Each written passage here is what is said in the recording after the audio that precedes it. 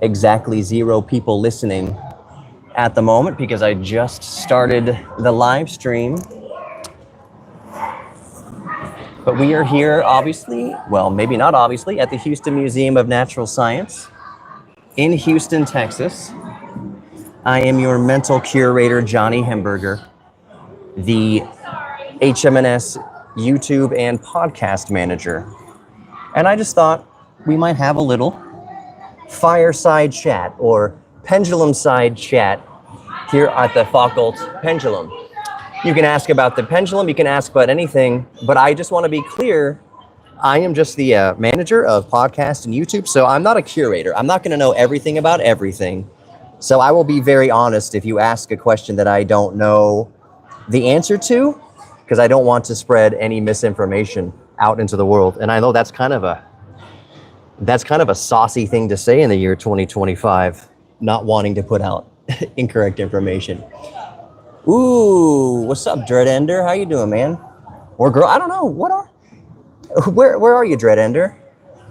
Are you in Houston? Oh, the mass of the pendulum is 180 pounds.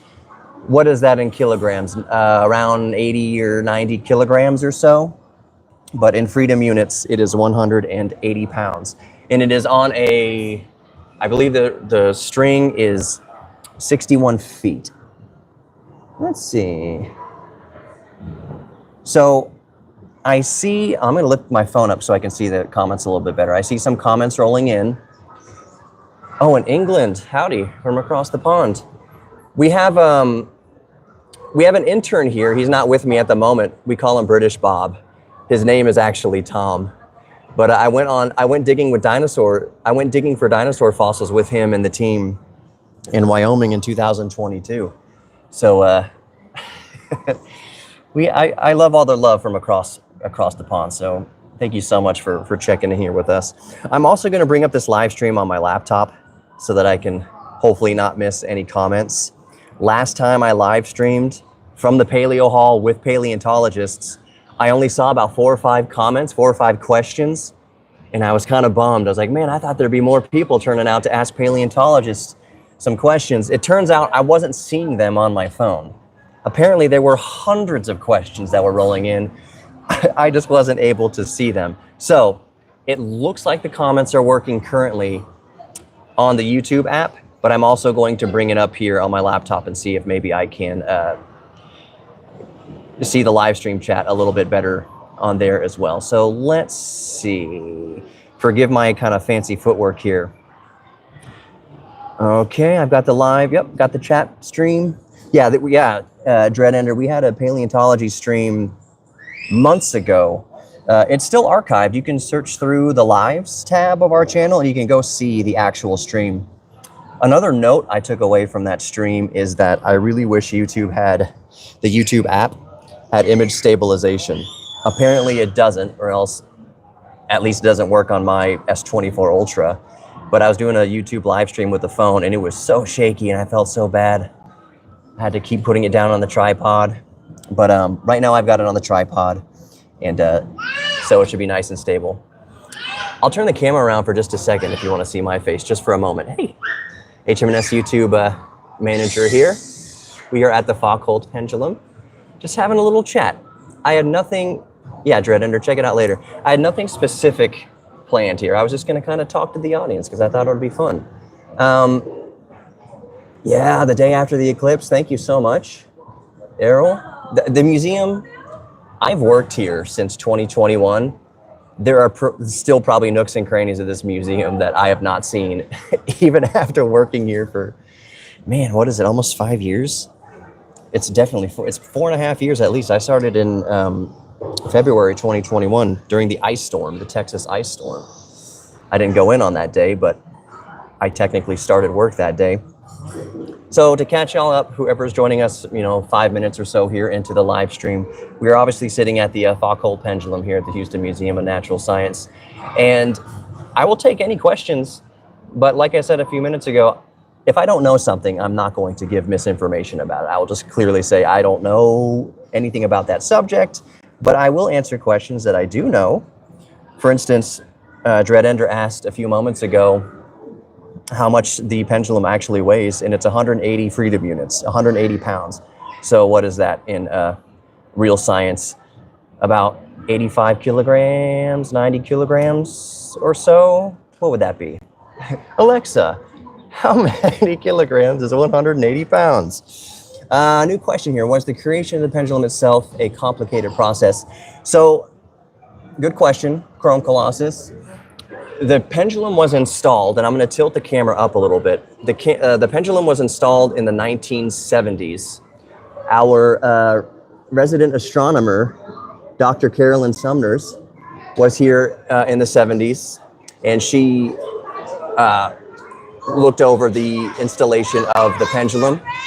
I'll kind of explain a little bit of the bits and pieces here in a second, but Carolyn Sumners, who we had on a recent live stream, she trained astronauts. The Burke Baker Planetarium, just kind of down the hall over there somewhere, we actually use the planetarium to simulate constellations and things. So the astronauts from NASA would come here and they would lay in the planetarium, and Carolyn would teach them how to navigate. The shuttle astronauts would teach them how to navigate using the stars. Right here in the museum in our planetarium is really cool. So the creation process, I guess I don't know if this is a cop-out, but it's as complicated as a installation could be if you're extending a steel cable 61 feet down to a 180-pound brass ball. At the top, 60 feet above our heads, is the mount for the cable. And around that cable is a ring magnet. And that ring magnet is what gives a little nudge on the pendulum to keep it going 24 hours a day, 365 days a week. It does not, I don't think it pushes the cable. I think it gives the cable a little kind of tug right as it gets to its apex, I guess you would call it. Just a very slight pull on the cable, just enough to keep the momentum of the ball going. The cool thing about a pendulum, for those who don't know, is the pendulum doesn't change. The ball, as it swings back and forth, the ball doesn't change directions. The Earth changes directions underneath it. The pendulum is one way we were able to prove that the Earth not only was round, but was rotating, and not only rotating, but the poles would tilt further and closer from the sun for the seasons. So in the Northern Hemisphere, in a few days, the Northern Hemisphere is going to be tilted most towards the sun for summer solstice. And one of the ways we're able to kind of prove how the Earth floats through space is with a pendulum such as this. Let me see if I'm not missing any questions here. Speaking of the ice storm, UK.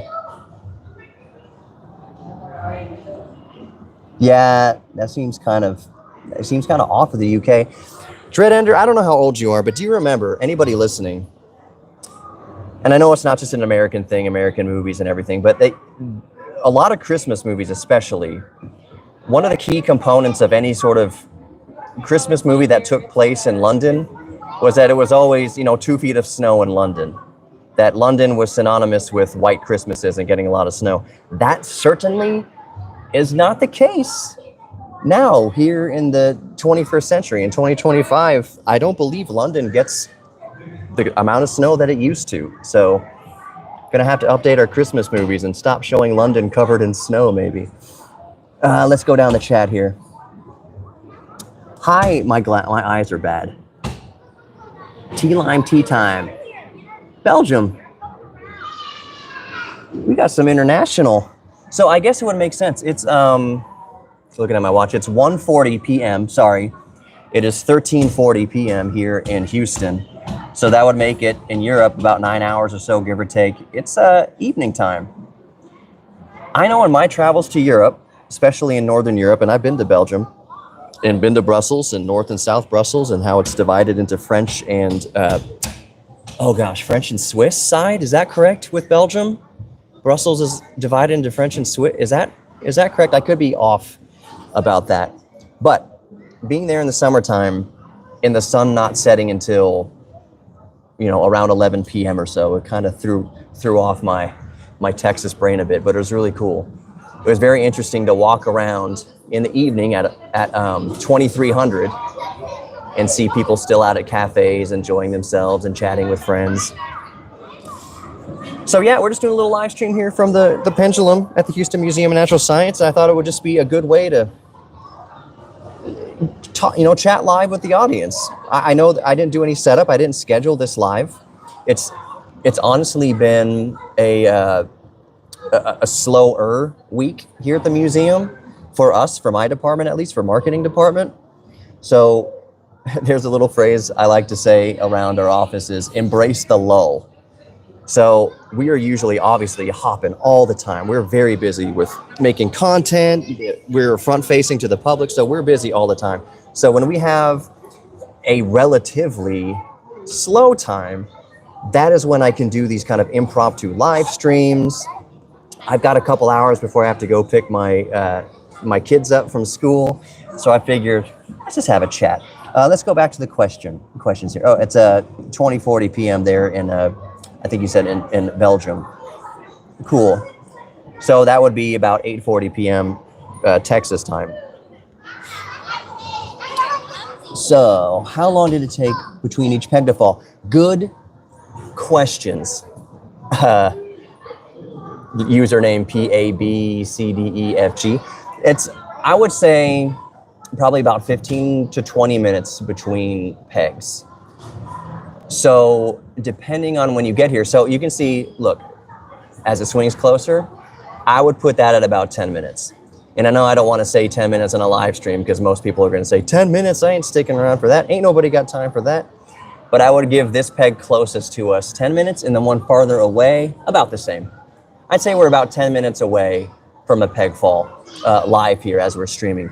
A peg fell, I'm not even kidding you, a minute and a half before I hit go on the live stream. So we just missed a peg fall. I'd say we're about 10 minutes out from the next one. We do have videos for those of you who, for whatever reason, don't want to stick around on the stream. You can just search our page, Pendulum or Peg or whatever, and you can see I vividly detailed in 4K up close, like slow motion, a peg being knocked over by the pendulum. So if you want instant gratification, we do have short videos of pegs falling across our YouTube channel. But yeah, I would put this at about 10 minutes for now. Right before going live, I did record a specific video about how the pegs are replaced every day. Somebody goes around and actually physically sets up the peg. There's no machine, there's no little robot, there's no AI, going around setting up the pegs. It is a human being. We set up the pegs every morning before visitors come in. So back to the questions here. Dreadender, you said you got to a few weeks of snow in the early 2000s. Yeah, the last 5 years, only 3 or 2 days or so. Yep, climate change. I'm sorry if this offends anybody, but it's a real thing. Notice how I'm not saying global warming. The best way to describe what's happening to the climate is climate change. Climate has changed in the past. Climate has been changing over another controversial number, millions of years. It has changed a lot over that time, many times over that time. Many extinction events are linked to a contributing cause. A contributor to extinction events have been climate changes throughout the eons. Yes, ma'am. Thanks. Hi, it's okay. Be nosy, it's all right. Yes, but what are you doing? I am live streaming to our YouTube channel, just chatting with our followers on social media, just about the pendulum and having a nice little chat. Oh, that's great. Yeah. All right. So it's really great. Absolutely. Thank you very much. Yeah. So yeah, where was I? Let's go to, about Belgium, Dutch. See, I was thinking maybe Dutch, or that Belgium was split between Dutch and French and German. Or maybe it is French and German predominant. Don't quote me. I am just an American who has traveled abroad several times. I don't want to offend anybody listening, but you know what my favorite country in Europe is? Why would you know what my favorite country in Europe is? I'll tell you in a second. Any guesses in the chat as to what my favorite European country is so far? I'll give it just a moment. Simon.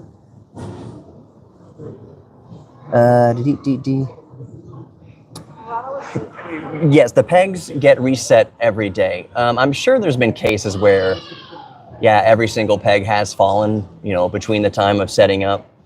But even if they do all fall down, we obviously set them all back up for the next day. Czech Republic, Austria. No, Italy was very nice. Last time I went to Italy, it was July 2017, and it was blazing hot in Rome.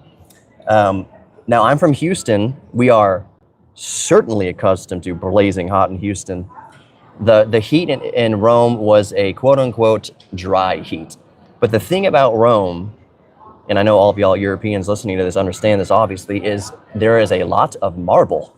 There are a lot of white bleached surfaces reflecting UV light right back on you. It's kind of like when you go skiing or snowboarding.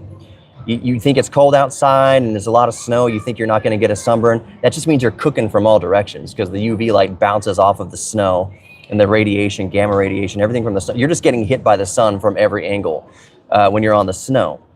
In Italy, in Rome, it felt the same kind of way.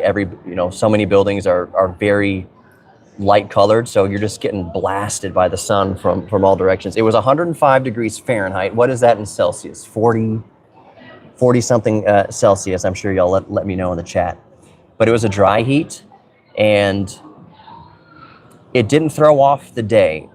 If it was 105 degrees Fahrenheit in Houston, that would also come with very high humidity, and the feels like temperature would be somewhere closer to 120 degrees Fahrenheit or 50 degrees Celsius, whatever that kind of closer equals out to. Oh, okay, so my favorite country in Europe that I have personally ever been to, and it is so hard to pick a favorite because every country was great in their own way, but my last name is Hamburger, and that is a German last name. So my favorite country overall to visit, where I feel most kind of at home, I guess you would call it, is Germany. And you'd think my last name Hamburger, oh, you must be from Hamburg, Germany. As far back as we can tell, on my dad's side, my ancestors from Germany came over here in the 1800s sometime from Mannheim. That was the last kind of record we saw. Oh, so my great-great-great-great-grandfather or whatever, grandmother, immigrated to the United States from Mannheim, Germany. So that's kind of cool.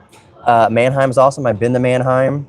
I know that some people might be surprised by this, and if you're just joining the stream wondering why I'm talking about Europe when we're looking at a pendulum, it's just because this is just a chat with the subscribers. So right now I'm on a tangent about my European travels. Oh gosh, I'm blanking out on the name. It's an industrial city in Germany. I know there's a few industrial cities in Germany. You wouldn't think. It's a common city to fly in and out of. Like if you want to go to Amsterdam, you can fly into, gosh, it's not Berlin. I am totally blanking out. It's going to come to me when I'm on some other tangent. But yes, we're at the Foucault Pendulum here at the Houston Museum of Natural Science, just having a little chat with our subscribers. Hello, everybody. Let me check back with the chat to see if anyone's asking any specific questions that I might know the answer to. I'm still bugging out on why I can't remember the name of this German town that I found to be quite charming in its own way. But it's a very industrial town. It's a very working class town. So here on the outskirts of Houston, we have a city called Pasadena, Texas. And when you think of like oil refineries, it's Pasadena, Texas. Get down, Dina, we call it. It's very smelly there because of all the refineries. I love everybody in Pasadena. It wouldn't be my first choice to have a house, but Pasadena is a very industrial, blue-collar town. When you think of Texas and oil rigs and oil refining and in the port and everything, it's Pasadena is where the petroleum gets refined. So let's see here. Frankfurt. Yes, Frankfurt. I really like Frankfurt. It is not, there are certainly picturesque parts of Frankfurt, but I like Frankfurt because it feels, how do I put this? For an American traveling abroad, one of the appeals is that you are out of your element. You get to see things that are very A different way of life, a different way of living. Frankfurt felt to me more like the German version of like Pasadena, or the German version of a working class town here in Texas. I remember going to bars and things before my flight out of Frankfurt, and just chatting with the locals and being, one of my reasons why I love Germany in general is because of how welcoming the locals were. It was very friendly. I thought, you know, I'm an American, I'm going to get judged a lot, and people are going to make their opinions of me before they talk to me. But Germany was very, very inviting. My favorite city in Germany overall is Munich, or München. Munich is like a college town. And last time I was there, I was just being handed Frosty brews. I didn't pay for anything. People were just handing me giant liters of beer house mugs full of adult beverage, I'll just say. And I had a really good time. I was much younger. That's a story for another time, not for a mixed audience. It's nothing saucy. It's nothing like that, but it's just one of those stories that's probably better for if I knew everybody on here was 21 and up. Like I said, it's nothing R-rated at all. It's just, I feel uncomfortable talking about, you know, alcohol to a general audience. Back to the chat. Looking at the pendulum. The next drop, let me gander here again. I will put the next drop. Oh man, 5 to 7 minutes, I would say, for the peg nearest to us. Here comes the pendulum up to us. I'd say 5 to 7 minutes. But we have other videos on our page. If you just search our page for like peg or pendulum, we have instant gratification videos where you can see the peg falling down. Yeah, Munich is awesome. I love Munich. Prost! Heard that thousands of times in Munich and in Frankfurt. I stayed at a hotel in Frankfurt, and it was a short walk, as is probably common in lots of German cities, or lots of European cities for that matter. The pub was always walking distance away. And I didn't know anybody, but I just went to this pub right, you know, down the street from the hotel, and fit right in, and the locals were very welcoming to me and very curious about where I was from, and I wound up having a real nice time just chatting with the locals. Yeah, this is not perpetual motion for sure. I'll go over it again, because obviously there's going to be people here that weren't here a few minutes ago. So of course this isn't perpetual motion. The brass ball at the end of the steel cable here, it's a 61-foot steel cable. I will tilt the camera back up so you can see where it goes into the roof. At the very center up there, where it's mounted to the ceiling in the spire, is a ring magnet. And that ring magnet applies a very, very small force on the cable to ensure that it keeps going 365 days a year, 24/7. Let me try to tilt it down in case the chat's going to cover anything up. I have no idea well, actually, I do have an idea. I can see if you're looking on your phone, it's going to look different than if you're looking on your tablet. It's going to look different than if you're looking on your computer, but I think that's framed up pretty good. Let me know if it's not framed up well enough. So yeah, there's a ring magnet on the top that applies a very small bit of force. I don't know what the measurement in newtons is, but it's minuscule. It's just to maintain the momentum of the ball swinging. So back to the chat here. Dreadender, if you're, I'm not judging at all. It's probably easier for you to get to Germany than it is for me to get to Germany. So yeah, go to Germany. Germany is awesome. Brussels was also amazing. Belgium, period, was amazing. Can I speak frankly here for a moment, just candidly? The last time I was in Belgium was 2009. Many presidents ago, many eras ago, 2009. And as Americans, you kind of hear the stereotype of the French being not friendly, not just to Americans, but kind of judgmental of anybody who isn't French. I can't say if that's true or not. It doesn't, I'm not making that judgment call. It's just a myth or a stereotype, whatever. Not to say that it's completely untrue, but I was expecting France to be kind of unkind towards me, that they could spot an American a mile away, even though I wasn't dressed like in an American flag and bald eagle.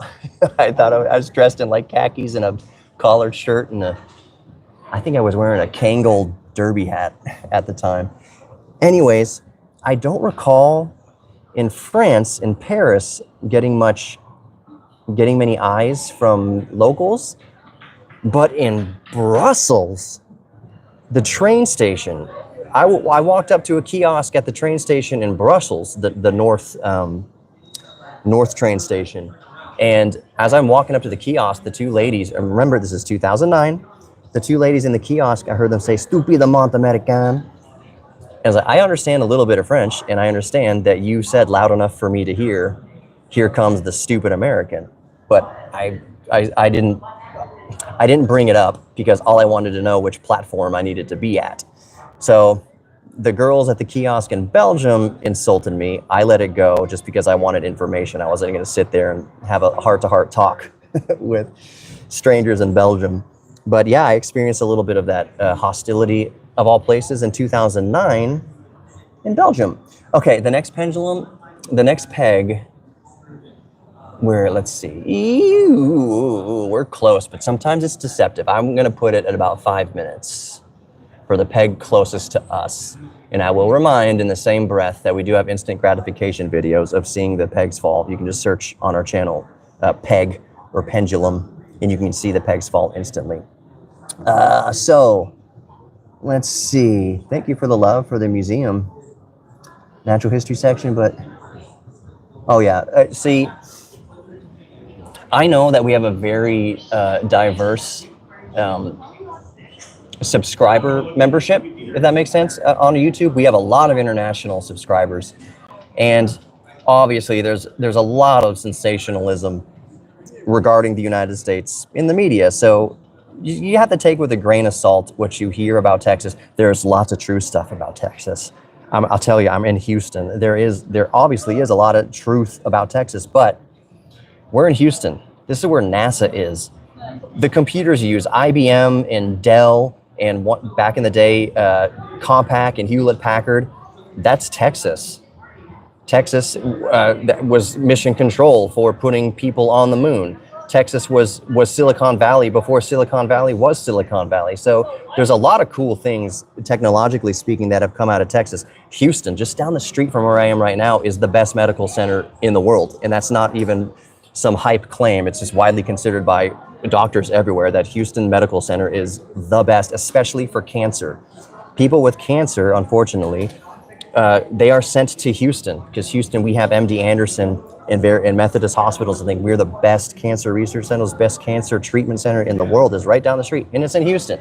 So I say that because I'll see comments in YouTube and things like that. I would love to visit your museum, but it's a shame that you're in Texas, so I'll never go. Like, well, what do you expect is going to happen if you come to Texas in the museum? It's just, people are people. They're no better or no worse than they are anywhere else. But in the museum, I guarantee you have a great time in the museum. Science is science, whether someone believes the science or not, or believes otherwise. It's an educational facility. It exists to educate.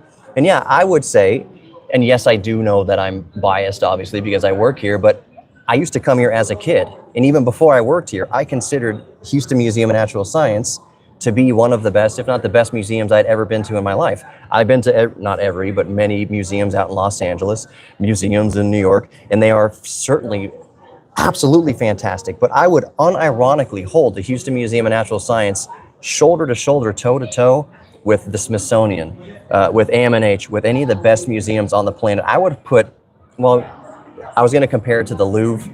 There's some hubbub going on at the Louvre. The Louvre is more, as I understand it, kind of more art and history, whereas HMNS kind of covers a wide gamut. But Houston Museum of Natural Science, legitimately one of the best museums on the planet. I'm not just saying that because I work here. If you asked me at 12 years old if I would be a rock star or work at the Houston Museum of Natural Science, I would have said rock star because it would seem easier to be a rock star. I would have put working at a museum so far off the chart that I would never be able to attain such a privilege, which is why I'm so thankful to be working here. Back to, Texas Instruments. Yep. Yeah, there's so much tech that's come out of Texas, period. I know there's a lot of hype and sensationalism in the media, and there are certainly pros and cons to Texas is in regards to lawmaking and things like that. But the people, we're just the people. As far as the population, we're not the lawmakers. We're not the people inflicting harm or not harm, or helping some people and not helping other people. Like the population, as it is anywhere in the planet, the population is, we're just human beings with the same quirks and features, to quote Doug DeMuro, as anybody else in the world. And I think overall, if you came to Texas, you'd be kind of taken back by how overall friendly people are. I know that in Europe, Northern Europe especially, small talk is rude. Small talk is not normal. If you try to talk to a Dutch person, how's the weather today? It's kind of like, why are you wasting breath? If you're going to open your mouth, only say something that is important to the situation. Small talk is not a thing. In Texas, small talk is a very big thing. It's how you relate to people, how you endear people. But yeah, let me go back to the questions. Any exhibits you can taste? Exhibits you can taste. I don't want to say no. I'm just trying to think off the top of my head. There's exhibits you can smell. We do sell chocolate-covered crickets in the store. You can go to the little cafe and you can buy, I believe you can buy chocolate-covered insects. Don't get me started on eating insects, because if we could change our psychology, our psyche, to be okay with eating insects, it would be a boon for the world on the whole. This peg looks like we're about 3 to 5 minutes. It's so hard to tell how quickly this peg's gonna fall. But let me go back to the chat here. Did the stream freeze? Because it's going on my end. Hopefully it came back for you. Yeah, small talk is big in the South, and that can take Europeans off guard a little bit. I would say that when a Northern European, let's say a Dutch person, comes to Texas, they're not mean about the small talk, but you can tell that a Dutch person, for instance, in a very isolated case, is that's new to them. Small talk is new to them, because I have been on the other side of it. I've been to the Netherlands, into what's the other? I'm blanking out on my. What is south of Amsterdam? I am blanking out. My buddy used to live in a town called Hertogenbosch. It's a very lovely old town. But anyways, so I've talked to Dutch people in Holland and in the Netherlands, and it's very obviously I'm American, because I'm used to small talk and they are not. And vice versa, when a Dutch person comes here, they are not used to the small talk. They're not rude about it, they're not mean about it, but you just tell they're not, they haven't brushed up on their small talk. And why should they? It's not their culture. Let's see here. Yeah, you're right, Chrome Colossus, it wouldn't be a boon for the insects. Fungus, yeah. Until we discover that fungus have pain receptors or something like that. Fungi can live in giant colonies. I think the largest living organisms are fungi that can spread around for hundreds of acres underneath, in one single colony underneath forest beds. You're right, if we can eat plants and get our protein from plants or from fungus, there would be less of a strain on cattle. There would be less of a need to make cattle. I personally do enjoy a good steak from time to time. I'm always very thankful for that steak, and it does not get lost on me that an animal did give its life to sustain me. So I never eat, even like a hamburger, I never eat it without thinking about and really understanding the importance and the gravity of one animal giving its life to feed me. So for whatever it's worth, at least I take it seriously when I do eat meat.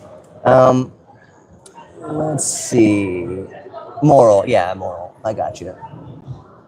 So we are any minute now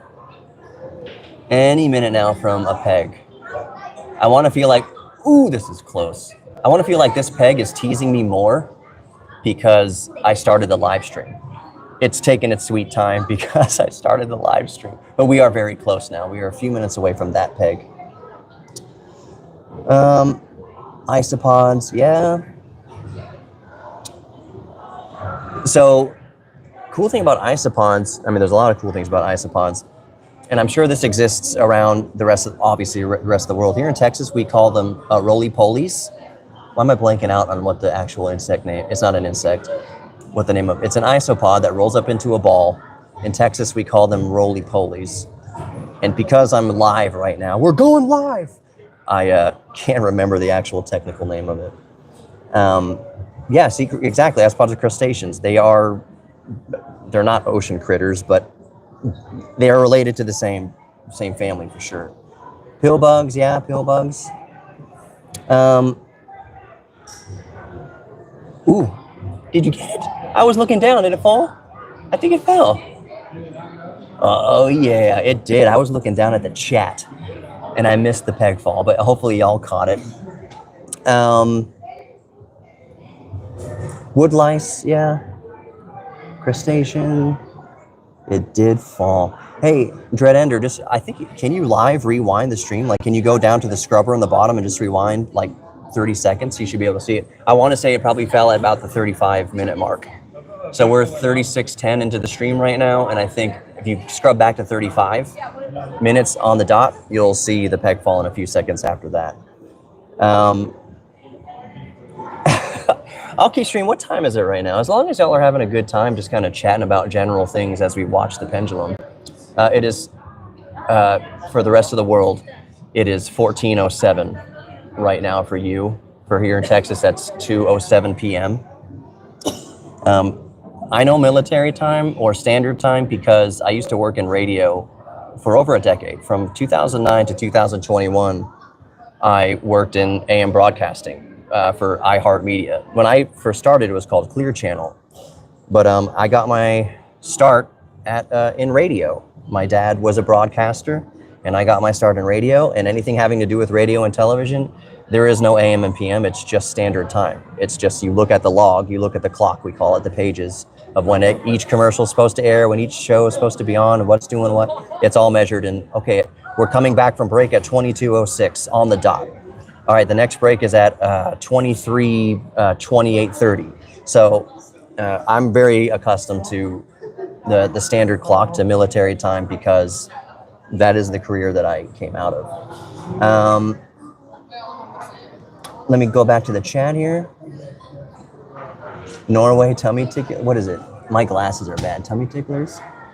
Potato bug. We were talking about roly-polies, or those crustaceans that roll up into a ball. I don't know what you call them in your part of the world, but we're calling it the different colloquial names for the same thing. Yeah, currently 20:08 in the UK. Is that Greenwich mean? What is that? Dreadend, you could correct me on that. Let's see. I see the comment from, I can't read it with my, Rateria. Didn't go down like I expected. Were you expecting an explosion? Because I'll talk to exhibits people and see if we can add little explosions to the pegs. That would be awesome. Ooh, like a little fireball that shoots up every time a peg falls over. I know you're kind of made that comment in jest, but now I'm thinking, who do I talk to add little fireballs every time the peg falls over? Yeah, Greenwich Mean Time, Universal Time comparison. Yep. Hey, Linda with Sharks. Howdy, howdy. So for y'all who have just joining, or maybe you've been here for a minute, we are just having a little fireside conversation, a little pendulum side conversation while we watch or wait for pegs to fall over. So the next peg to fall over is going to be the one on the far side. Can I zoom in a little bit on here? Is that a thing? Ooh. So I zoomed in a little bit to the far side peg. That's going to be the next peg to fall over, and I would put it within the next 5 minutes.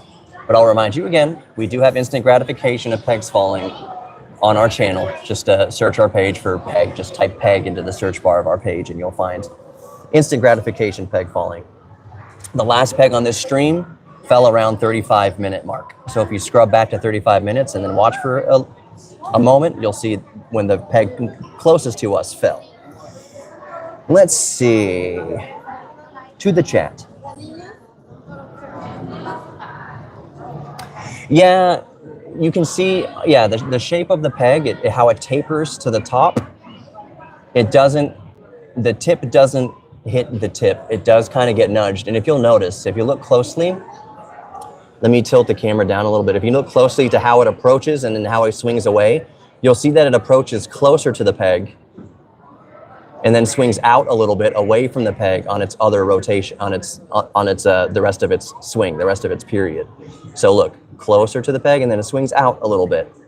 And that little figure eight shape is more pronounced at different times of the day and different seasons. It's more pronounced.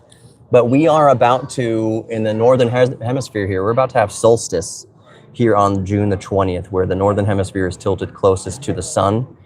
We have our longest days and all that business. So that definitely affects the pattern of the pendulum swing.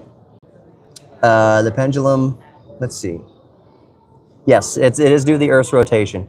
So in the wintertime, the motion is a little bit more pronounced. I would imagine, am I getting that backwards? As we swing away, as Houston, where this pendulum is, tilts further away from the sun and the Earth is at a more severe angle away from the sun, the northern hemisphere at least, where the pendulum is, the pattern that it swings, the figure eight pattern is different. So yeah, let's see. What's the point of the pendulum? The pendulum is how one of the ways we can observe the rotation and tilt of the Earth. The pendulum will have a different swing pattern depending on where it is on the Earth. If you put the pendulum at the equator, that little figure eight swing pattern would be much different, and the pendulum would not, quote unquote, move so much throughout the day.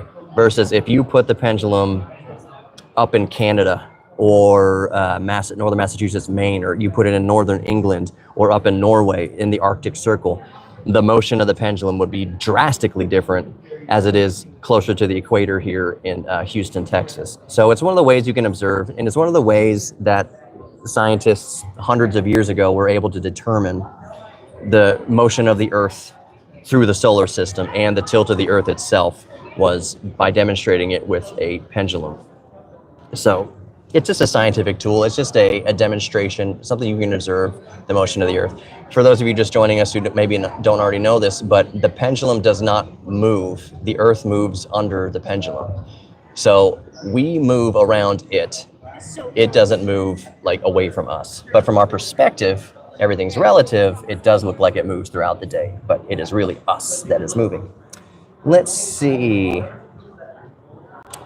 I don't think the pendulum is too affected by the moon enough to notice. So technically the moon does exert, obviously, gravity upon the Earth, and the Earth exerts gravity on the moon. But I don't think it's enough to... That's a good question. I should ask the astronomer next time she's here. I don't know off the top of my head. I'm just the YouTube manager and podcast manager. I don't know off the top of my head how the moon affects the swing, but technically, scientifically speaking, gravity affects everything, and everything's gravity affects everything around it. So I would imagine that, yes, scientifically speaking, there is a force exerted on the pendulum by the moon. How observable that is in our, 80 or 90 kilogram brass pendulum, I can't answer that off the top of my head. It does not stop moving because there is a ring magnet. Oh, dismiss. I had an alarm going off. There's a ring magnet at the very top. Can you see it? You can't see the magnet, but you can see the top of the pendulum up there. There is a ring magnet up there that exerts a very, very small force on the cable to make sure that it keeps moving, that the momentum is maintained. That far peg is gonna fall like any swing now. I'm gonna look closer. Oh, what's going on? Sorry about that. I wish YouTube had more intuitive controls for manipulating the crop and zooming and stabilization and all that. So let's keep watching. Everyone keep watching back there. I'll keep the conversation going, but any minute now, that far peg is going to fall. Let's see.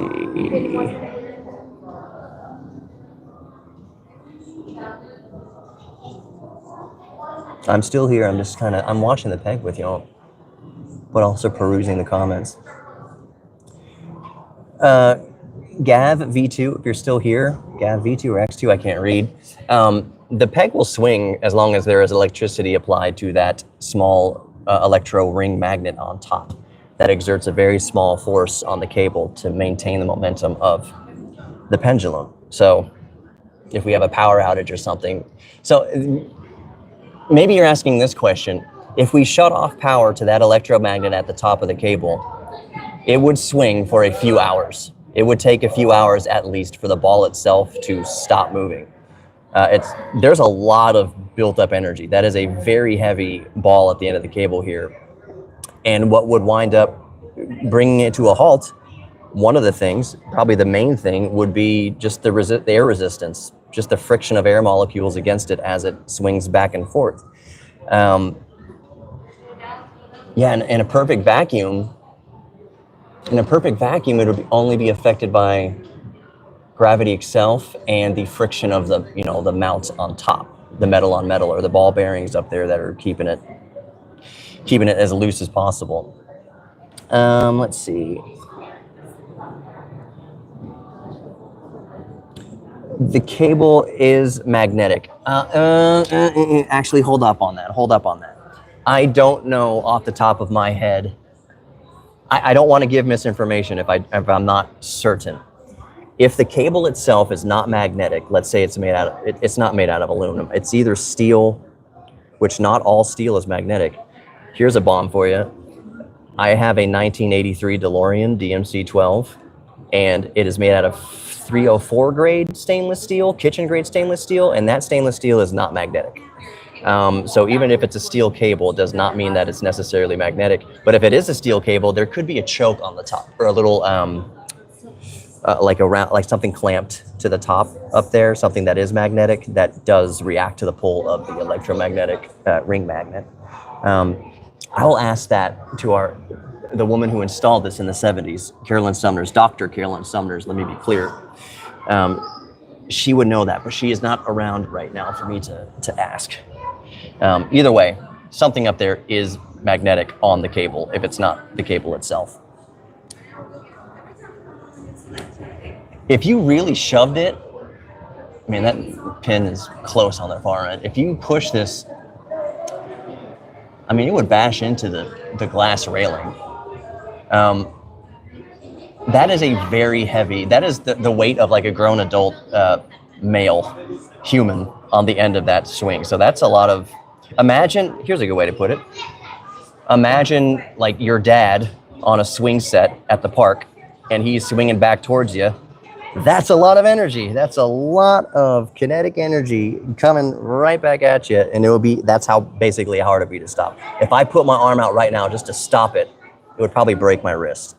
That's a lot of mass. That's about to fall over back there, guys. Oh my goodness. Why is it getting blown out? Come on, auto, or whatever. Ooh, it's so close. Let's see.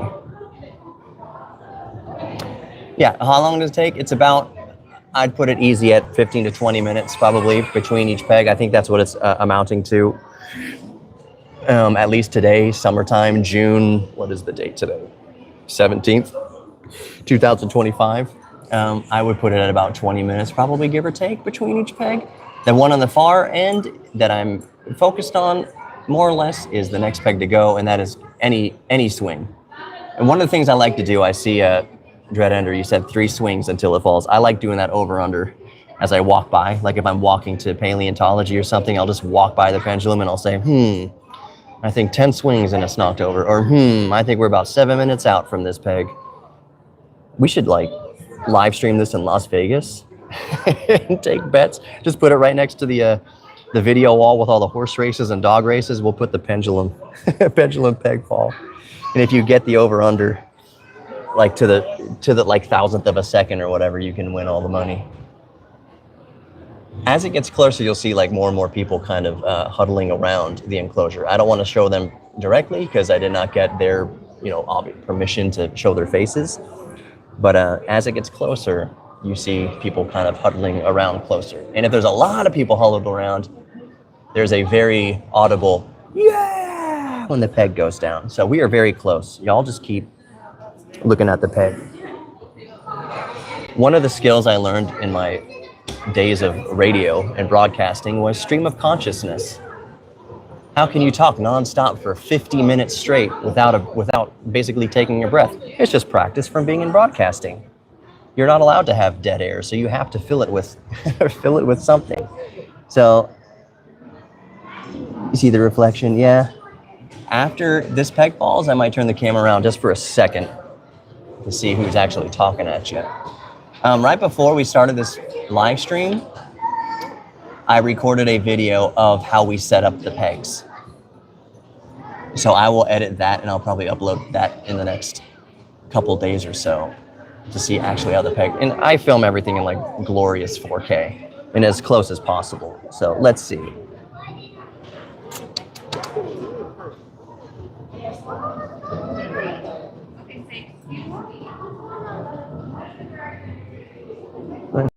Let's see. Yeah, this chat is just me talking to you. It's a fireside chat. It's just me as the YouTube manager, just kind of connecting with y'all. If I've noticed in the videos that I make for the museum and in our community chat, transparency is huge to me with this channel. I'm a human being. I never want to give off the impression that we're just a stuffy museum that's inaccessible. I'm a human. You know, I got diagnosed with ADD back when I was a child in the 90s. I have my own things. We're all humans. I have a temper sometimes. Not you. We're all prone to things. I can get saucy and spicy from time to time. That is not typical something you see from a museum moderator, but like a human being, I don't go too crazy, but I don't ever like giving off the air that I'm perfect, because nobody's perfect. Nobody's perfect. I'm so mesmerized by how many extra swings this is taking to knock over that peg. Oh my gosh. Is edge a bad word? Because I think edge is part of ASMR. I don't know if it's a bad word or not, but like that feeling you get as something is close to happening, like a peg being able to fall over, it's like this little tingle that we get. And I've definitely got that tingle right now. Look at how close it is to this peg falling over. Yeah, the pendulum would definitely be affected by, if the ball were heavier, the string were longer or shorter, it would be the period would be different. So the period is the entire time it takes to make a full swing back and forth. And I think the period for ours is like 6.61 seconds or 8.6 seconds. I have it on my phone, but I can't get to it because I'm live streaming. But yeah, the actual duration of the swing would change depending on the length of the cable and the weight of the ball itself. Let's see. Oh boy. Yeah, so I'm not gonna, oh boy. I'm not acknowledging some of these comments out here outright, but I see what you're saying. And this is a very G-rated, PG at worst, rated stream here. It's only PG if I mess up and say some sort of slang that means something I don't know actually what it means. Let's see.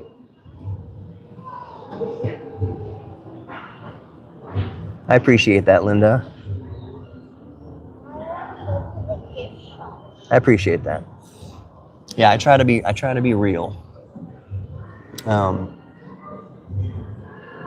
Yeah, I mean, sometimes I go into community posts and I'll vent about something. Sometimes I'll take it down. I want to be really clear. If you ever see something like fly across the community posts, you know, where you can just type in a chat or put in a poll or something like that, if it gets taken down, nobody told me to take it down. I just take it down out of my own discretion. You know, I let something off my chest and I think, nah, this may be not the space for it, and I'll take it down. But I'm always open to chat with any of y'all about anything. I have a 4-year-old and a 1-year-old, so I can't be chatting, monitoring 24/7. But I pay attention to the channel a lot. I mean, it's my job. I'm the YouTube and podcast manager. If you haven't heard about the podcast, it's called Beyond Bones Podcast. There's a playlist for it. on YouTube, but if you go onto Spotify or Apple Podcasts, whatever you listen to podcasts, and just type in Beyond Bones Podcast or HMNS Beyond Bones Podcast, you can hear lengthier discussions between me and curators about various topics. Come on, Peg, what are you doing? I swear the peg is inching away from the ball. It's so close. And it's gonna be 5 minutes, like 20 minutes ago. Come on. Who of you in the comment section is jumping up and down to throw off the tilt of the earth and make this? Oh, there it goes. There it goes. Do y'all see it? Y'all see it? Yeah, Dread Ender, the podcast, HMNS Beyond Bones Podcast. I release it as an audio version and a video version, obviously. Let's see. Let's go, Peg. All right, so the peg closest to us, that's a minimum 20 minutes. I'm putting it at 20 minutes before the peg closest to us falls over. So I'll understand if some of y'all bail off the stream unless you just like to keep having the conversation. I may wrap up the conversation. We'll see how saucy I'm feeling or what the feedback is, but it is 14:27 right now, 2:27 p.m. here in Texas. I think 3 p.m. or 1500 it might be where I start wrapping it up, but we'll see. We're just having a little chat while we watch the pendulum. Yeah, check out the podcast. It's really fun to just kind of pop on and you're at the car, pop on Spotify, you're doing dishes, you're doing chores around the house, mowing the yard, going to school, whatever. You can just hear me talking to people smarter than me about various subjects. You know, the spikes at the end of the Stegosaurus's tail is officially called the thagomizer. I made a podcast where I discussed exactly how that term came to be, obviously a Far Side comic. But what the impact that Far Side comic had on paleontology, and at the time, 1993 or 1994, it was around Jurassic Park coming out, that comic also came out calling it the thagomizer. And the field of paleontology is already tested.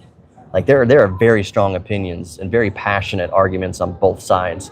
But in the mid-90s, that's when the bird theory, that dinosaurs, non-avian dinosaurs went extinct more or less, and that we were left over with the avian dinosaurs that became the birds we know today. Some non-avian dinosaurs had feathers and things like raptors and whatnot. But yeah, back in the mid-90s, it was a hot time in paleontology. Lots of tempers, lots of arguments, lots of flaring, passionate opinions. In the thagomizer description for a Stegosaurus's tail spikes was like letting off steam as a steam valve among paleontology. It actually was adopted collectively. Popular ideas that it happened at a conference in 1993 where somebody got up to suggest, let's just call this a thagomizer. Gary Larson did a Far Side comic calling it a thagomizer. Can we all agree it's just the thagomizer? And everyone more or less agreed. It's the thagomizer. So at a time in paleontology when pressure was very high, officially calling it the thagomizer was like comedic relief. It was a desperately needed take down the temperature of the field for a minute here and realize we're talking about dinosaurs here. We're not like, it's not cancer research. I am not denigrating the importance of paleontology, obviously, but a phrase that was mentioned to me in the radio business when I was in broadcasting is nobody died doing radio. So it was like a cue to, yes, what we're doing is important and we're getting information out there and we're studying, but whether or not we call it the thagomizer or some fancy Latin or Greek term, it's not gonna determine whether someone's hit by a bus or not. So let's just call it the thagomizer. It's funny. Everyone loves Gary Larson. The Far Side was a very popular comic still in the mid-90s. So that is how thagomizer came to be. I don't hate paleontology. I love paleontology. Let's see. Yeah, paleo art. Yeah, paleo. So I have a 4-year-old and a 1-year-old. So Peppa Pig is pretty popular in my house around breakfast time.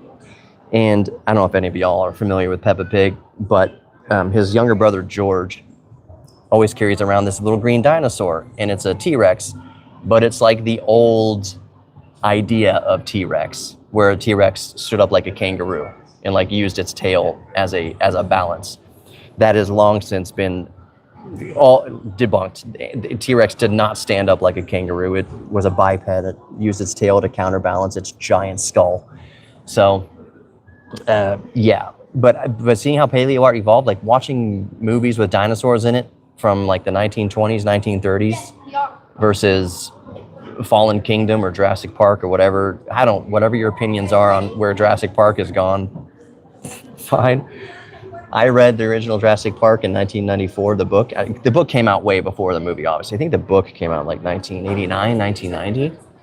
But I read that 2 or 3 times. And the dinosaurs in Jurassic Park are experiments. They are mixed with other animals. So they were never intended to be a pure T-Rex or a pure Utah raptor or a pure stegosaurus or what have you. It was mixed with amphibian DNA, and things were tweaked in the lab to make sure that the embryo was viable. So it's a T-Rex, but not a T-Rex. There's some variation there. So if you're watching Jurassic Park movies and wondering why they're making the Abdominus Rex and creating these new creatures, like that is theoretically in line with canon. That is theoretically in line with what Michael Crichton was saying in the original Jurassic Park book. I also read his unpublished work, Dragon's Teeth, which was like his research novel in preparation for Jurassic Park. Dragon's Teeth is awesome. I think they published it in 2009. He wrote it starting like the late 70s, early 80s. Very interesting. Dragon's Teeth. If you're looking for a good read, it's about paleontology in the late 1800s. It's like the birth of modern paleontology. One of the interesting things about paleontology, and I don't blame people for not having a deep understanding of what paleontology is and isn't, but one of the comments I get often, if you're on this YouTube channel enough, you'll see people say, dinosaurs are made up. How convenient, we discovered them in like the early 1900s and they're all a hoax or whatever. Dinosaurs, fossils, the fossilized dinosaur bones have been here the entire time humans have been here. Whatever your opinion on the time scale is, humans have been unearthing dinosaur teeth and skulls and fossils and legs and ribs. These fantastic creatures that they would go into their caves and draw on the wall. They would use their imaginations to flesh out, what a stegosaurus looked like. But they had no context for it. They had no context for what it was. The late 1800s is when we applied context to these fossils. Okay, we keep finding these fossils. We've been finding these fossils in memoriam. Since antiquity, we've been finding these fossils. Let's just officially coin the term dinosaur so that we know what these are. These are not mammals. These are not amphibians. These are not modern reptiles. What are these things? Let's give it its name, dinosaurs. So now it's like when people say Benjamin Franklin invented electricity. Benjamin Franklin did not invent electricity. He just figured out that lightning was electricity. He proved that lightning was static electricity. Lightning had been around forever. Electricity had been around forever. Ancient Egyptians were generating electric currents with their jars and things and different chemicals way back when, way before Benjamin Franklin. So electricity had always been here. Benjamin Franklin just said lightning is electricity. Dinosaur fossils have always been here. They were just determined to be and coined the phrase dinosaurs in the late 1800s. So that's when modern paleontology came about. Bones weren't invented. They weren't, I'm sure there were some bad actors faking them when there was hype around them for sure. But we've always had dinosaur fossils. They've always been here. We just coined the term in the late 1800s to give it some context. Yeah, the first Jurassic Park using practical effects. Y'all, there's probably people in this chat that aren't old enough to remember the first Jurassic Park when it came out. The first Jurassic Park holds up. It came out in 1993, was it June or July 1993? There had not been a dinosaur movie like it. In fact, there was another dinosaur movie launched the same summer alongside Jurassic Park that was a complete flop. I don't even remember what the name of it, Demon Dragons or something like that. Jurassic Park completely inspired and reshaped the public's idea of paleontology and dinosaurs. And it holds up. The practical Jim Henson created like T-Rex, for instance, when it first comes out of its padlock, or it has its arm along the wires and it gulps down the goat. That's a real object on film, and it looks incredible. Even in 2025, it looks amazing.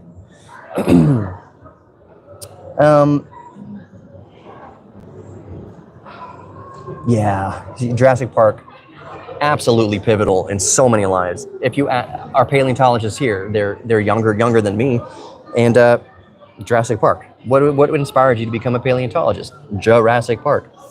Interesting thing about the first Jurassic Park is that our own curator of paleontology, or contributing curator, Bob Barker, not Bob Barker, sorry, Bakker, however you want to pronounce it, Bakker, worked with the Houston Museum of Natural Science. And around that time, Steven Spielberg contacted him and said, can you help me make these dinosaurs more or less screen ready? So I keep wanting to say Bob Barker, like The Price is Right. Dr. Bakker went to meet with Steven Spielberg, and he was on set to help make the dinosaurs more or less realistic. Now, obviously, there's artistic liberties taken to make the dinosaurs look more fierce, look more scary, look more impressive on screen.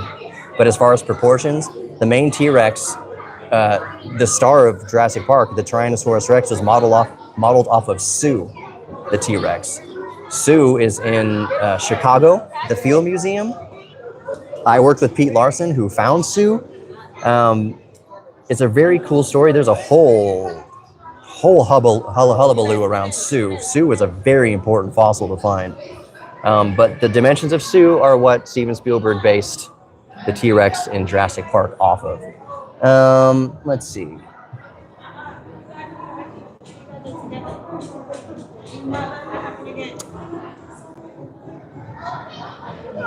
I see what's going on? Suspected spam calling.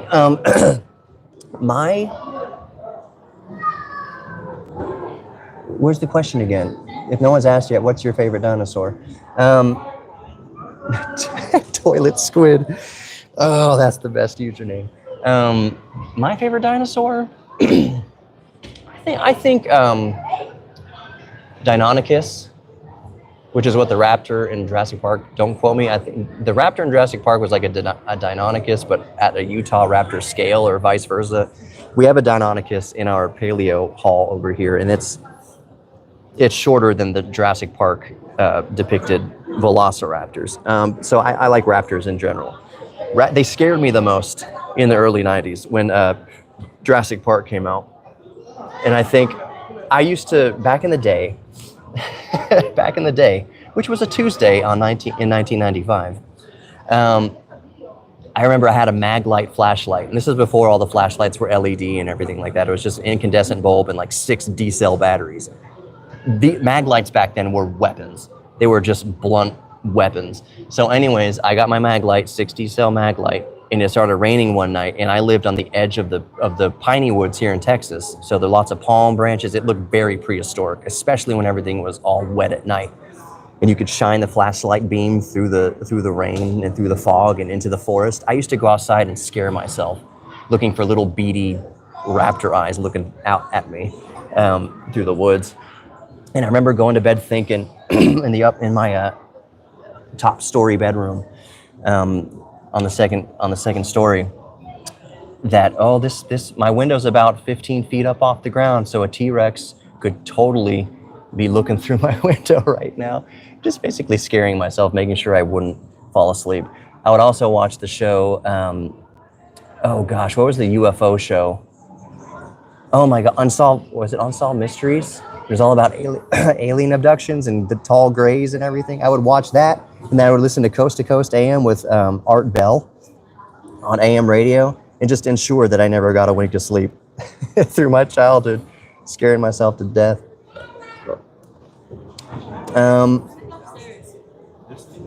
I'm just checking the chat right now.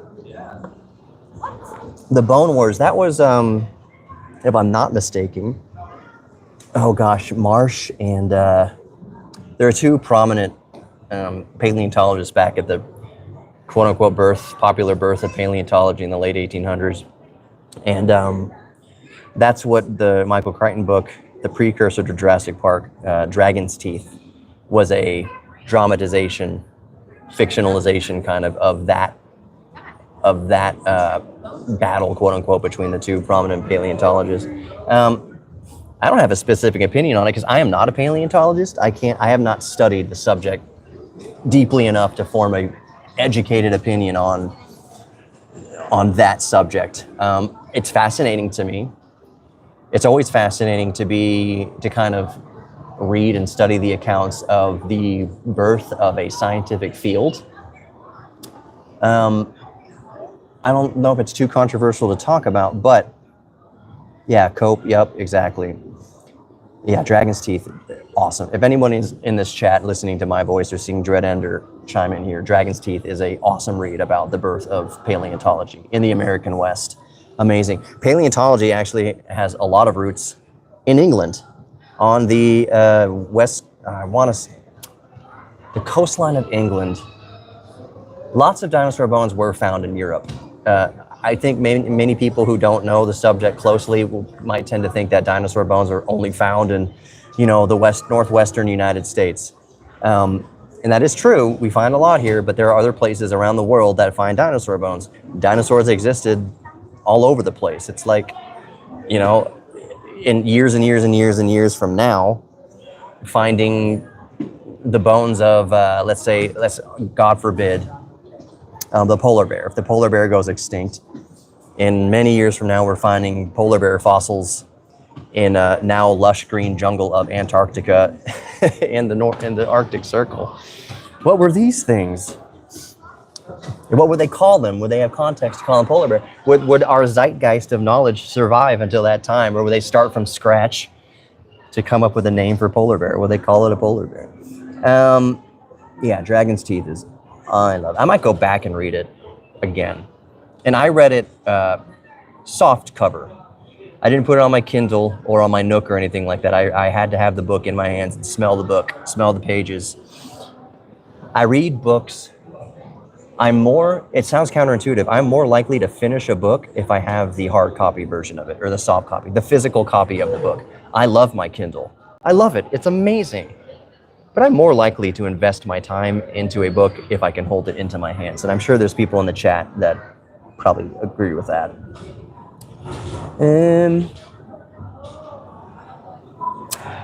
Yeah, and what's even more, it's mind-boggling to me, Ratonia, I think that's what I can see with my terrible eyes here on the screen. What boggles my mind is how many species have come and gone that we never discovered, that we never knew about. There are animals, there are species that, as I'm talking right now, are going extinct and will go extinct in like the next few days, that scientists have never laid their eyes on, that have never written down or documented. That's what's crazy to me, especially in the bottoms of the ocean. Yeah. Let's see. What are you streaming for? YouTube, our YouTube channel. Oh, let me see. I'm the YouTube manager. Oh, So we're just having a little chat. Yeah, the stream will post. It'll publish after. Okay, cool. We're just having a little chat while we watch You the. have a really great view. Thank you very much. I got a good spot. Great. Yeah. Yeah, the oceans. I'm too scared to watch that. Oh gosh. The Titan sub. There's a documentary about it on Netflix right now, and it's a very popular documentary. It keeps pushing it on me, but I'm kind of too scared. I'm never in the right mood. You know what I'm watching on Netflix? Yeah, you know what I'm watching on Netflix right now that is beyond amazing. I never thought it would be so good. One of my favorite games throughout the years, for the past 20 years or so, has been the franchise Devil May Cry. Devil May Cry is a game made by Capcom, several iterations of it, and they've adapted it into a Netflix show. And the Netflix show is hard to watch. It is amazing, but it is hard to watch. It is fantastic. Podcast name, Houston Museum of Natural Science, HMNS, Beyond Bones Podcast. So if you go into Spotify or Apple or wherever you listen to podcasts, even right here on YouTube, Just type in Beyond Bones Podcast or HMNS Beyond Bones Podcast. You'll see it there. I think the thumbnail's purple. And that's how you can listen to the podcast doing whatever you're doing on your commutes or doing chores, whatever you're doing, you can listen to the podcast. I also do most of them as video versions as well. So I release the audio only version, obviously on Spotify, but there's usually an accompanying video version on YouTube as well. There's a Beyond Bones podcast playlist with all the podcasts on there. Yeah, DMC Netflix. Woo! It is amazing. And now, what did he say? The last episode I watched. And now together we go down the rabbit hole or something like that. Ooh, it's chilling. Oh, it's so great. It reminds me of the show Invincible, and I cannot in good conscience ever recommend anybody in general audience watch Invincible. It is the most despicable, disgusting, violent, gnarly, gory animation I've ever seen since like Akira back in the late 80s. Or early 90s. It is next level violent. I have to be in the right frame of mind to even consume content like that. But Invincible has a great story with the gnarliness. Devil May Cry is the same way. Great story. I never imagined Devil May Cry, the video game, would be adapted into such a compelling story. But Last of Us also is. So video game shows and movies are getting good. I don't know how old y'all are, but I had to grow up with like the first Super Mario Brothers movie with like John Leguizamo, and I liked it as a kid, but it did not age well. It's so awful. But you should watch it because it is so awful. Nothing looks like anything from from Super Mario Brothers universe, except for, well, not even Mario looks like Mario. Anyways, so let's see the peg for a second. Closest peg here, that's probably at least 10 minutes away. I did like Walking with Dinosaurs. The recent dinosaur documentaries, like Earth and things like that, they have been exquisite, absolutely fantastic. There's one subject of paleontology that I can't really wrap my head around. And that has to do with Quetzalcoatlus. If you see a Quetzalcoatlus, like a mature Quetzalcoatlus fossil in person, they're bigger than T-Rex as far as just, square footage. They're not as heavy as T-Rex, no way. But they are absolutely massive animals. And they say they're the largest animals that could fly under their own power. I need to ask more questions about Quetzalcoatlus's ability to fly under its own power. I would always figure that it lived high in the cliffs and would ride thermals around or ride mountain waves like an airplane glider. I'm also very passionate about aeronautics. I wanted to get my pilot's license. I play flight simulator for thousands and thousands of hours. But with a airplane glider, you ride thermals, which is heat rising and convection, and it pushes the plane up into the sky. You can also ride ocean waves, where the prevailing winds hit the side of a mountain and push the air up, and then you can ride that to gain altitude. I always figured Quetzalcoatlus relied solely on that. That was my theory anyways, that something like this big could not take a running start off of a beach and fly away. Apparently it could. That's the popular theory now, is that, yeah, Quetzalcoatlus could take a running start and fly away under its own power.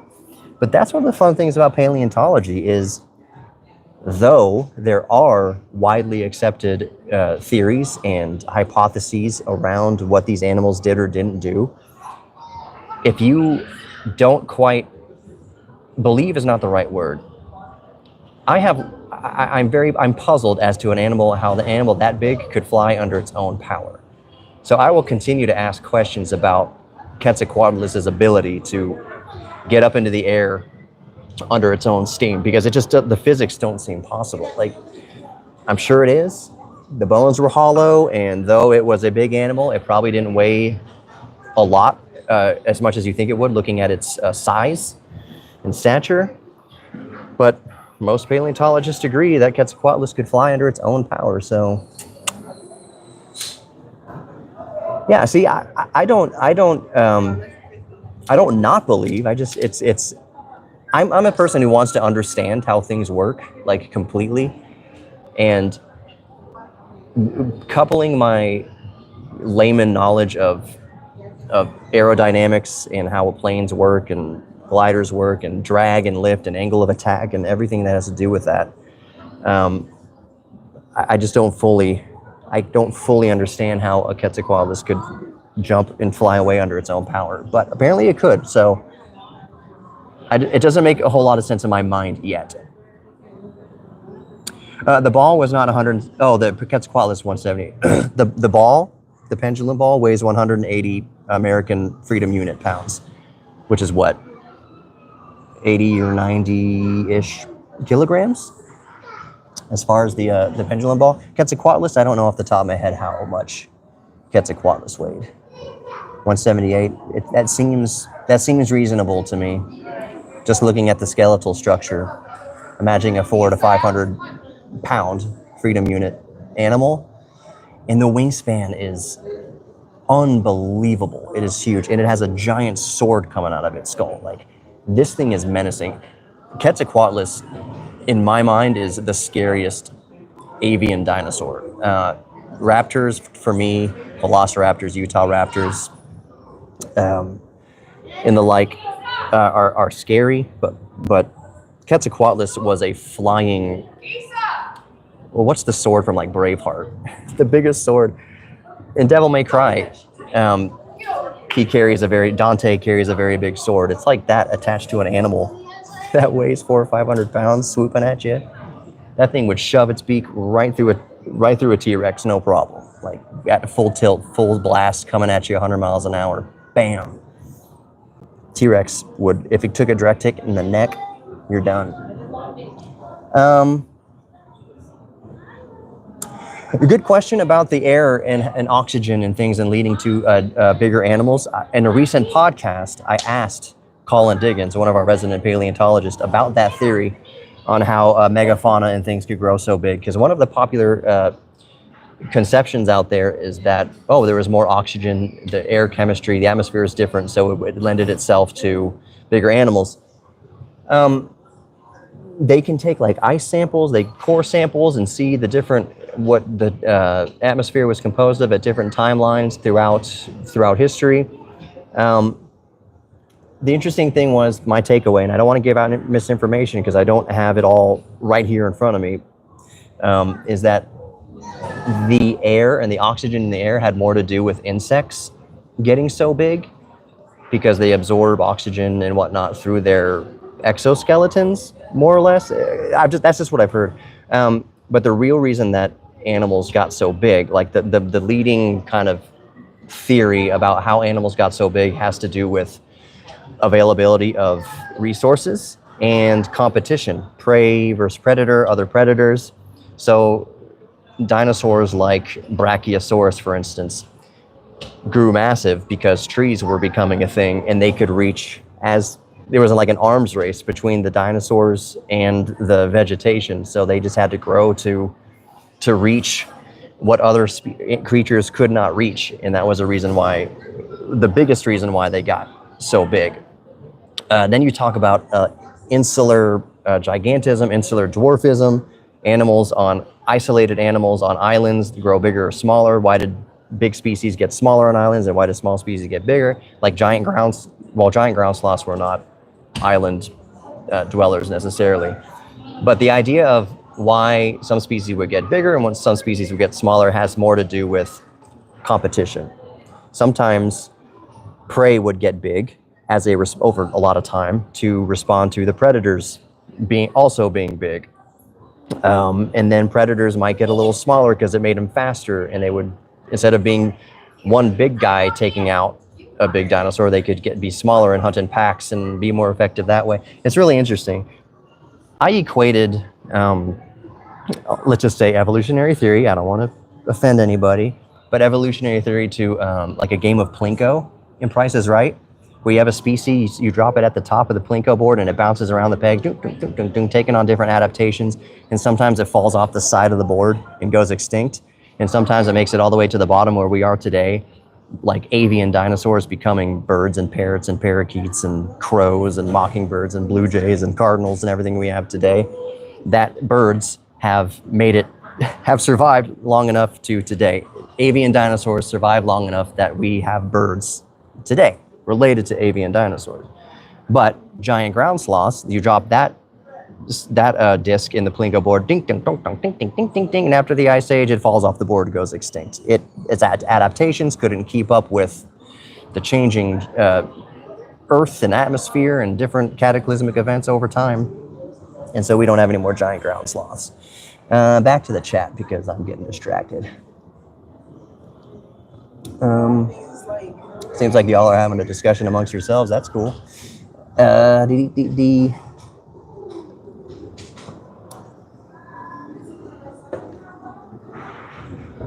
Yeah.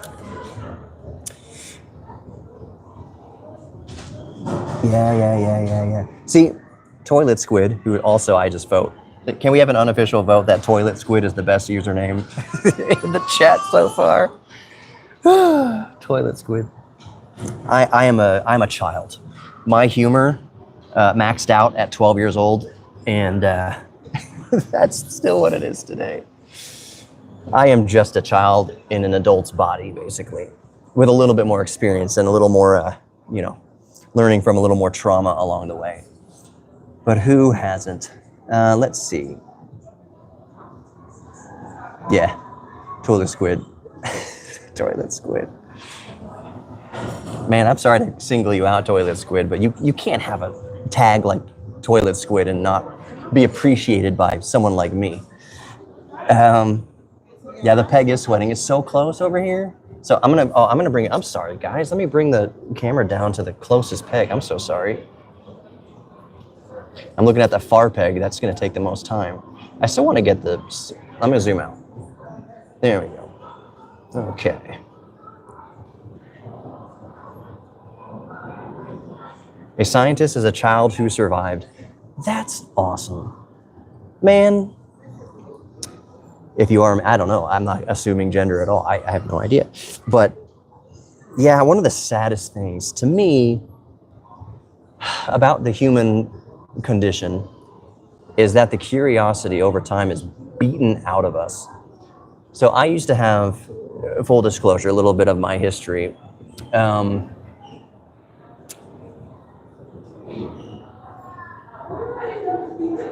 Yeah, the fossils. I don't want to, the only reason I don't want to go into paleo right now is paleo is a lot quieter, kind of library-esque vibe. And I'm chatting loud for the chat, for the stream, and I don't want to be ruining it for a lot of other guests right now. But we will definitely do a live stream specifically from paleo in the near future, I promise. We've done it before. I promise we'll go back to paleo in another live stream. And we'll do it from there. I'll put out a note in the community posts, community notes. I will put out a note for when we'll do the live stream for paleo. I promise. Let's see. Yeah, you got it. It fell. I was looking at my laptop. It fell again. Nice. Really cool.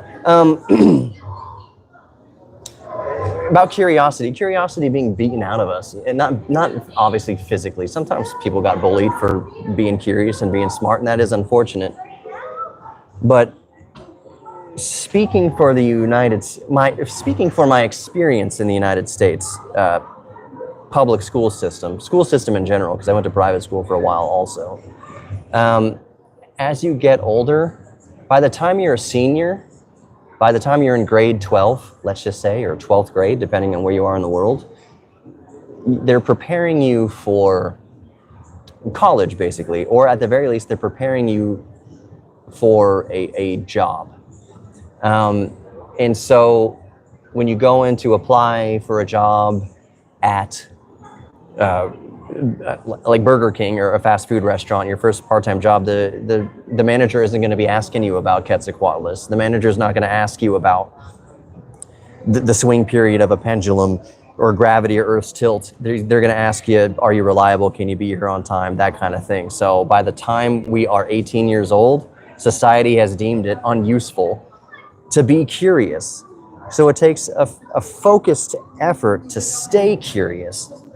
And I think people who are curious, this is just me speculating, but I think people that are naturally more curious have a better chance of success in life. Even if they go into a field that's not necessarily like paleontology or working in a lab or something like that. Let's say they're an accountant for some Fortune 500 company. I still think a curious person who occupies their mind and keeps themselves stimulated by studying paleontology, even though they're a public accountant, will be more successful as an accountant because their mind is firing on all cylinders, is curious. It is accessing these parts of the brain that are otherwise locked off in other people who have stopped using it. So no matter what you do for a career, dinosaurs can always stay cool. Even if you don't use it professionally, the mere act of being curious about dinosaurs, for instance, would help you in your career no matter what your career is. That is just my opinion. And maybe people agree with that, but yeah. Let's see. You can recommend, if you have other YouTube channels, YouTube is not a zero-sum game. So by all means, recommend other channels, subscribe to other channels, whatever. That's totally cool with me. I'm not, I don't make a dime off of this YouTube channel directly. If you'll notice, we are currently not monetized. I don't know when we will be monetized. I am on salary with the museum as part of the marketing department. So if you suggest other channels, that's totally cool with me. It is not a zero-sum game. There's room for everybody, room for all channels on YouTube. So if you want to recommend other channels, go for it. No, the peg, Kasari Man. I can't see that with my bad eyes. No, the pegs are already measured. I recorded a video before going live of how we set up the pegs each day. I have not put it together yet. I'll release it in a day or two. But let's see if I can zoom in. Each peg is evenly spaced, and there is a little, what do you call it? Divot that the peg goes into. I don't know if you can see it. I will try here. But if you can look closely, let me see how far I can zoom in. I don't know if you can see. There's little divots. I don't know if they're showing up. There's little divots that the pegs fall into to make sure they are in the same place every time, the same measurements. Let me zoom back out a little wider. I think I just burped. Did y'all catch that? Or did the noise canceling get it? Let's see here. I said I'd start wrapping up around 3 p.m. I have to go pick up my kids. I'll stay on for another few minutes. Let's see. I will, full disclosure about the museum, and I'm obviously not going to tell you how much money I make or anything like that. I'm not rich, I'll tell you that. My wife works also, so we lower middle class, have a house and 2 kids and whatever, not rich. I drive an old Chevy Bolt, not an old Chevy, it's 2017 Chevy Bolt. Ain't rolling in any Bugattis or anything. Our museum, Houston Museum of Natural Science, is not funded by the government. So we are fully supported by our awesome philanthropic donors. So I know there was worry. I was getting some questions. Aren't you worried with the current, political climate that your science museum might get shut down or whatever? Well, we don't take money from the government, so we are not at risk for that. The only thing that our museum would be at risk for is people not showing up, people not walking through the door. That is my concern, is that if how do I put this in a way that won't get me in trouble? I hope that intelligence isn't so demonized that the public doesn't come out anymore. Like, I hope it doesn't become too popular to be ignorant. It seems like ignorance is absolutely celebrated today, and not for everybody, and not even everybody within certain groups you might be thinking of. But I've heard this phrase that, like, middle school teachers are battling. It's the phrase touch grass. Maybe some of y'all know what touch grass is, maybe some of y'all don't. But the gist of it is that, let's say the teacher's handing back a bunch of tests and everybody in the class is getting D's and F's and maybe low C's, and then you hand the smart kid gets a test back and it has an A on the test. And then the kid who got an F would tell the kid who got an A, dude, touch grass, bro. What that means is you should be ashamed of having applied yourself so much to being smart. Shaming somebody for being smart, shaming people for applying themselves, that's not cool with me. I am a proud geek. One of the reasons why I work at the museum, obviously, and why I have my own radio show called Geek Therapy Radio is that I'm a geek and I embrace it and I lean into it. I'm very curious about our world. Education and science and study is very important to me. The world is so fascinating to shut yourself off from it and just go with the flow of whatever echo chamber you want to reside in.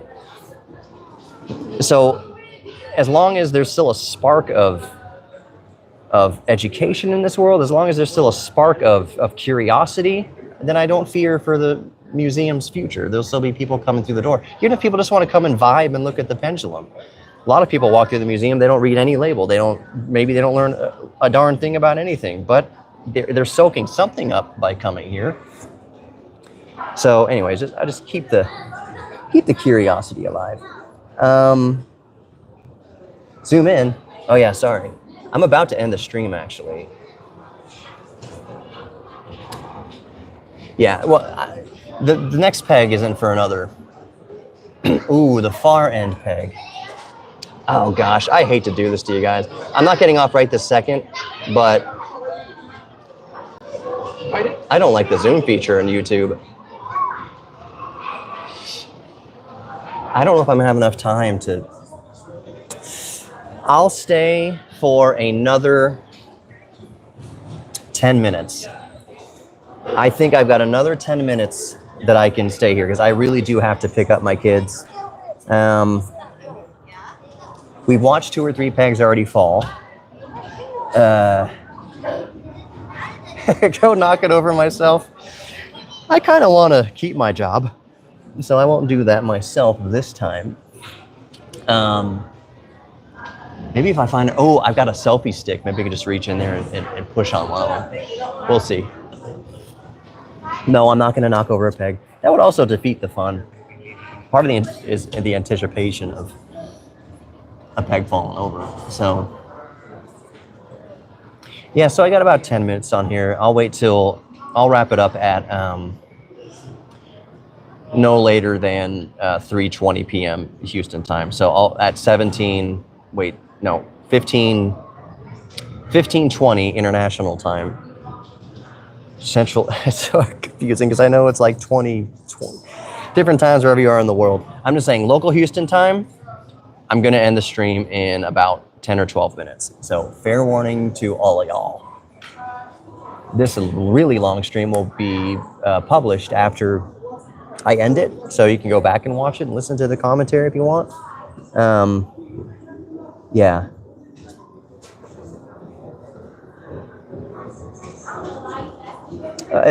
Something holy. It's my pleasure. I wish I could live stream more often. I always love to live stream. And that's the thing is it doesn't need to be about anything necessarily specific. Sometimes I just like to pop on here impromptu with no warning and just talk to y'all. That's fun for me. And it's engaging and it's fulfilling. Did the other one fall? It did fall and I missed it. Okay, so I think that's a good end point. We saw that last peg fall. I missed it.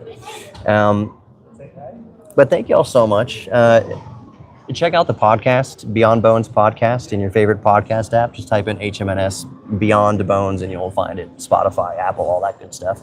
And we'll do another live stream again, and I will do a specific paleontology live stream, and I will get our paleontologists to be with me so they can actually answer these in-depth questions in their field.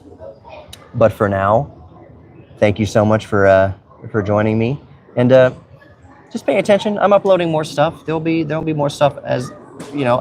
I got stuff scheduled. Usually I release at 11 a.m. Not every single day, but if I release something, it's usually 11 a.m. Pro tip: the best time to release on YouTube is 11 a.m.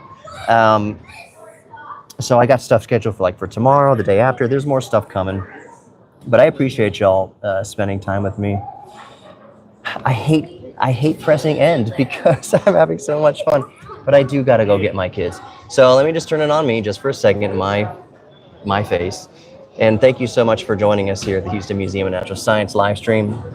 I've been your mental curator, Johnny Hamburger, YouTube and podcast manager. Thank you so much for joining us. I cannot wait for the next time to join y'all. Take care, be safe, stay curious, and I appreciate all of you.